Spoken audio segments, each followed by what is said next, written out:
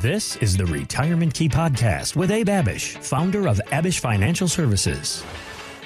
When it comes to retiring, there are big concerns that will always be there. And then year to year, decade to decade, there are current concerns that people have. And that's what we want to talk about, unpack a little bit here today. This is Abe Abich, financial advisor, founder of Abich Financial Services. I'm Heather Branch, here to ask Abe about people that are retiring in 2025, or they wanted to retire in 2025, but now they're wondering, is it still a great idea? Just because it almost feels like whiplash, the back and forth. And it's not even just the market, Abe. You brought this before. I mean, there are wars going on in Europe. Right. That hasn't been happening up until 2 years ago. Tons of headlines. Tons of headlines in 2025, yep. And people are just feeling the shakiness of it all. And they're thinking to themselves, I've got a good job and let me not mess this thing up. Maybe I should just keep working a little longer. There is dangers in that mentality as well. So let's unpack this. Let's start with the bigger issue idea, because AARP, it has more than 38 million members. And when it comes to what these people are most concerned about, this is CEO Dr. Maisha Minter-Jordan on CBS Sunday Morning talking about it. People are living longer, they're staying in the workforce longer, and so the needs are changing, but the needs are still urgent. Our members are most worried about Medicare, Social Security, and family caregiving. We're hearing more and more from people who are in the sandwich generation, taking care of younger children, taking care of their aging parents, and the financial hardships that can bring. So what she's saying, bringing this idea about the bigger fear of basically these underlying concerns, they really point towards, am I going to run out of money? Am I going to be okay? So I want to talk about, how do you help people go from fear to confidence? But also, if we were to think about what's happening right now because of the economy being all over the place, I mean, some economists are now saying the chance for a recession is at 50%. For somebody who wanted to retire this year, maybe they're asking themselves, should I stay in the job a little longer, or can I still go ahead and retire? That's also a current worry and concern for people.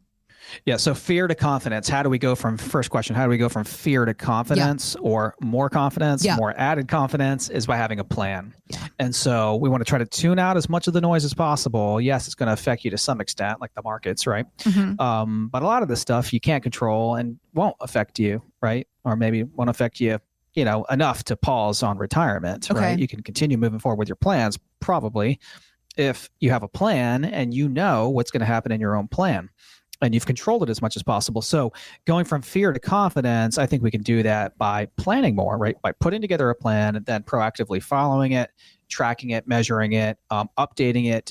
We meet with our clients, typically offer the opportunity to meet 4 times a year, quarterly. Our clients have found that by meeting regularly and by discussing the plan and going over everything, it gives them more confidence every time we meet with them. Almost every time we meet with a client, we ask them, how do you feel now?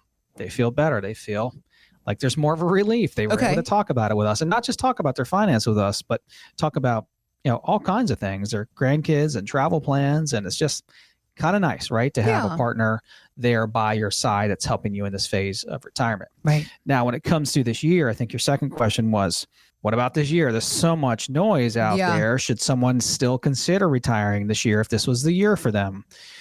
Well, I would say that depends. I mean, some people will just automatically postpone retirement until a lot of the noise and dust out there settles down, and they'll say, I don't want to retire right now. I mean, it's just too much going on out there, and too much uncertainty. Mm-hmm. Yeah, sure.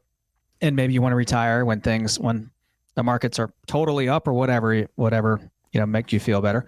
But for a lot of people, with as much change and as much noise and as much new news has been out there in 2025, they can still control their own plan, their own future, by focusing in on their own personal financial plan, and by tuning out the noise as much as possible. Focusing in on that plan and just moving forward with their plan, their goals, right? And not watching CNBC in the news so often. Sometimes every day, sometimes multiple times a day, people tell me they're watching it, and it's just too much, because then it's going to obviously make you anxious. If things are down or things are up, you're fine. But when things are down, you're not. So I think there's a handful of things we want to consider, Heather, for people that are just about to retire. if you're watching this podcast and you're down to months, a couple of years or less, maybe months, maybe days between now and the time you want to retire, you really want to think through a lot of things. And we really encourage you to meet with someone who specializes in helping people, at the point of retirement. And that's what our firm does. Almost all of our clients are 55 years old and older, most in their 60s, that have already retired or just about to retire. Mm-hmm. And so there's 5 things I think of that pre-retirees should be thinking of, should be paying attention to, should be asking their financial professionals about in terms of if they can retire. And number one is, how much do you plan to spend every single year? How much money do you need in your bank account net after taxes and healthcare and deductions to live the retirement of your dreams, to live a comfortable retirement where you would be happy, satisfied, fulfilled, and living retirement on purpose? What is that amount of money? Because we need to know what that is, and don't fluff that number. If it's 10,000, let the financial professional know it's 10,000 so they can try to build a plan together around that. So number one, you need to know what you're spending or what you plan to spend in retirement, so the whole plan can be built around that. Number two, what are your goals? Do you want to spend it all down by the time you pass away? Do you want to pass on as much money as possible? Do you want to live really comfortably and then pass on whatever's left? Do you want to travel the world? Do you want a second or third property? Are you charitably inclined? Do you want to give money away while you're alive and see that money being used and put towards good work? Do you want to just pass it on when you pass away? What are your goals? What do you want to do? What's important to you? Because the money should be there to serve those purposes. The money that you've saved the last 30 to 50 years should be there to help you accomplish your goals. So the financial professional will want to know what your goals are. And if you don't know what your goals are, you need to write them down and think through them and get them down on paper. Okay. 3, timing. When do you want to retire? Like, some people have it down to the date. It's when I turn 65, when I turn 62, 67. It's when I get that final bonus. Mm-hmm. It's when I get that final payout. Mm-hmm. It's when I've reached 30 years of service, 40 years of service. It's when my wife hits 65, whatever it is. Mm-hmm. Some people have that time down to the day, like the exact day, and then it's daily countdown, right? Yeah. So when do you want to retire? What is the timing? And I think that's important because then the financial professional and you will know how much time we are dealing with before you want to fully retire. Number 4, obviously very important, how much savings and investments and resources and cash are you likely to have by the time? Well, number 1, do you have today? Number 2, will you likely have at the point of retirement to generate retirement income for you for the rest of your life? Okay. How much are you going to be working with? Okay. And then finally, I'll just combine these two because there are a lot of other things, but especially for someone in their early 60s that hasn't reached Medicare yet. Yep. They're going to be probably paying for their own health insurance. And we get a lot of questions around healthcare. And how do I make that transition? Look, I'm covered at work now. My healthcare is covered. We're both on the same plan. I was just talking to a couple earlier this morning about this. They're 62 and 59. The husband will have to pay for private healthcare for 3 years until he can hop on Medicare. And the wife will be on private healthcare for like 6 years. Yeah. Because they're 62 and 59 and retiring pretty early. Okay. And it's probably going to be 10, 12, 15,000 a year, right? Until they can hop on Medicare. In addition to that healthcare, I would add taxes. Okay. Right. So most Americans, most people we meet with, although they've done a wonderful job of saving, they have most of it saved in TSPs, 401ks, and IRAs, and it's pre-taxed. And while the amount of money might be there to create the income that they need, if the tax code changes, taxes go up down the road, is it going to really continue to be able to create the income that you need, or is more of it going to be eaten up by taxes? And then if legacy is important to you and passing on any money to your loved ones, worst possible places to pass on money to your loved ones to or from would be those fully taxable accounts. Best types of accounts would be life insurance, Roth IRAs, because those are all tax-free. Okay. So, we could go on and on, but hopefully for those of you that are watching and listening right now, if you pay attention to those 4 or 5 things, that's a really good start really good starting point. And then from there, you can go into much more detail, but you got to know the basics. And those are some of the main basics. Got to know the basics, got to know the numbers, how they apply to you. The other thing I was thinking about, going back a few minutes ago, the point you made about somebody who was thinking about retiring this year or soon.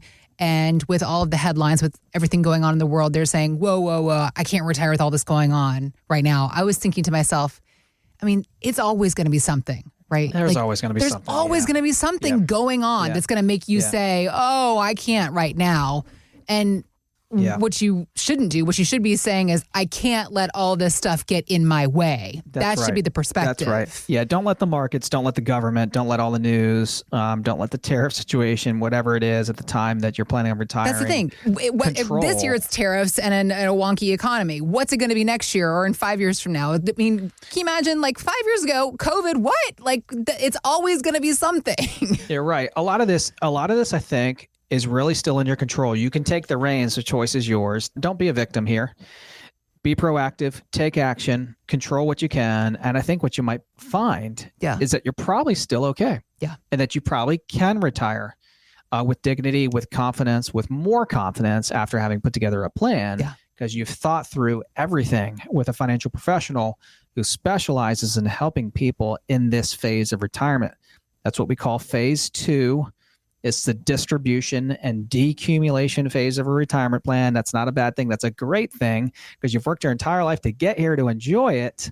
You know how to grow it and accumulate it. Now you need a plan to help you distribute it, package this all together, streamline it, think about all the things that are going to affect your wealth over the rest of your life, and put together a plan to meet all those goals, address all those risks and challenges, and you'll be set.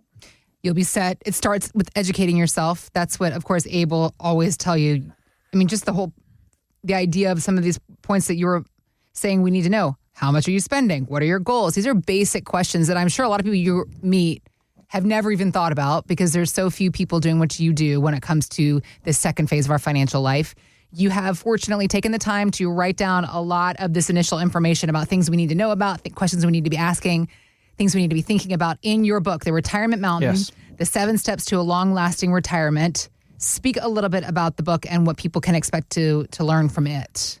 Yeah, in the book, it's a guide to help retirees get down their own retirement mountain safely. The Retirement Mountain, the 7 Steps toward a Long-Lasting Retirement. Yeah. A lot of what we just talked about in this podcast is in the book and much more. Matter of fact, step 1, develop a retirement income plan and roadmap. In that income plan, you're going to see where all the income can come from your nest egg. The roadmap is not only the income, but much more. Your Social Security, the distributions, your investments, taxes, healthcare, legacy. It's a pretty comprehensive plan that addresses all the things when it comes to your money. And that's what you want.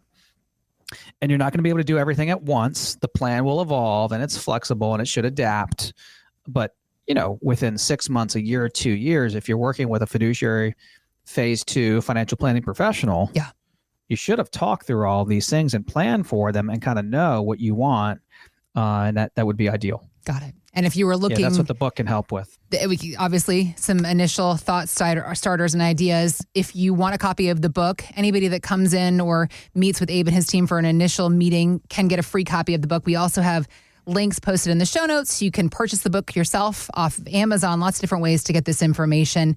And as Abe was saying, the idea of meeting with somebody, a retirement planner, somebody that specializes in this next phase of your financial life, that is such an important thing. And if you're wondering where to begin that conversation, Abe and his team also here to meet with you in that space as well. TheRetirementKey.com is our website. Or again, we have links posted in the show notes. You can just click there. 2025 can still be your year. Don't let noise get in the way of you having a good time in your retirement. So Abe and his team here to help you get to work on all of that. Again, it's TheRetirementKey.com. Thanks for listening to the Retirement Key Podcast with Abe Abich. To learn more about Abich Financial Services, visit theretirementkey.com and join Abe for his radio show, The Retirement Key, Saturdays at 8 a.m. and 2 p.m. and Sundays at 8 a.m., 2 p.m. and 5 p.m. Abish Financial Wealth Management is a registered investment advisor with the SEC. Registration as an investment advisor does not imply a certain level of skill or training, and the content of this communication has not been approved or verified by the United States Securities and Exchange Commission or by any state securities authority. The information contained in this material is intended to provide general information about Abish Financial Wealth Management and its services. It is not intended to offer investment advice. Investment advice will only be given after a client engages our services by executing the appropriate investment services agreement. Information regarding investment products and services are provided solely to read about our investment philosophy and our strategies.